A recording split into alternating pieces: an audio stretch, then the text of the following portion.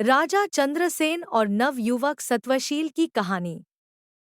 समुद्र किनारे बसे नगर ताम्रलिपि के राजा चंद्रसेन के पास सत्वशील नाम का युवक नौकरी मांगने आता है।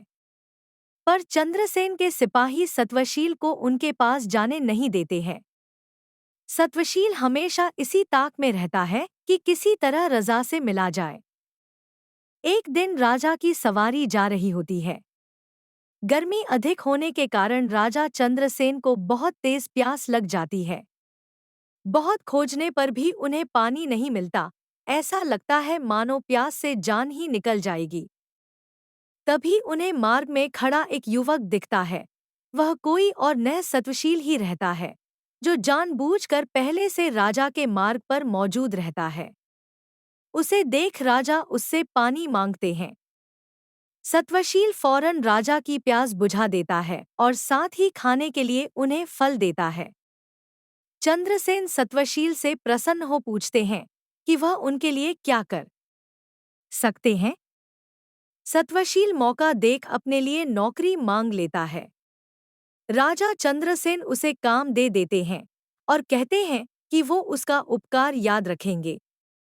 धीरे धीरे सत्वशील राजा का करीबी बन जाता है।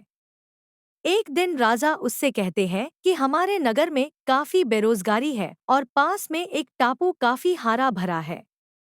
अगर उस टापू पर जाकर खोज की जाए तो हो सकता है हमारे नगर के लोगों के लिए वहां कोई अवसर निकल आए। सत्वशील तुरंत खोजबीन करने का बीड़ा उठा लेता है और राजा चंद्रसेन से एक नाव और कुछ सहयोगी प्राप्त करके समंदर में टापू की ओर निकल पड़ता है। टापू के पास पहुंचते ही सत्वशील को एक झंडा पानी में तैरता नजर आता है। उसे देख सत्वशील तुरंत हिम्मत करके पड़ताल करने के लिए पानी में कूद पड़ता है। सत्वशील अचानक खुद को टापू की जमीन पर पाता है, जहां एक सुंदर युवती संगीत सुन रही होती। वह उस टापू की राजकुमारी होती है और उसके आसपास अन्य युवतियां भी होती है।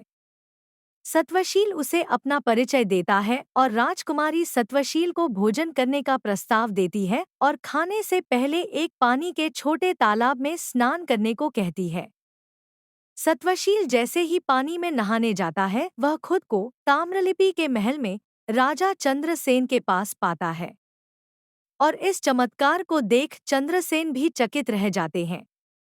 चंद्रसेन खुद इस रहस्यमय जगह पर जाने का फैसला कर लेते हैं और वहां जाकर उस टापू को जीत भी लेते हैं। उस टापू की राजकुमारी विजेता चंद्रसेन को उस टापू का राजा घोषित करती है। जीत की खुशी में राजा चंद्रसेन उस राजकुमारी से सत्वशील का विवाह कराने का आदेश दे देते हैं और उस क्षेत्र की रक्षा और प्रतिनिधित्व का भार सत्वशील को सौंप देते हैं। इस तरह चंद्रसेन सत्वशील के उपकार का बदला चुकाते हैं। इतनी कहानी बताकर बेताल चुप हो जाता है और राजा विक्रम से प्रश्न करता है कि दोनों में से अधिक बहादुर कौन था, सत्वशील या टापू जीतने वाला राजा चंद्रसेन। राजा विक्रम तुरंत उत्तर देते हैं कि सत्वशील अधिक बहादुर था, क्योंकि जब टापू के पास उसने पानी में झंडा देखकर छलांग लगाई तब वह वहां की स्थिति से अनजान था। वहां मौत का खतरा भी हो सकता था। पर राजा चंद्रसेन तो पूरी बात जानता था और वह सेना की मदद से जीत हासिल कर पाया। इसलिए सत्वशील अधिक बहादुर था।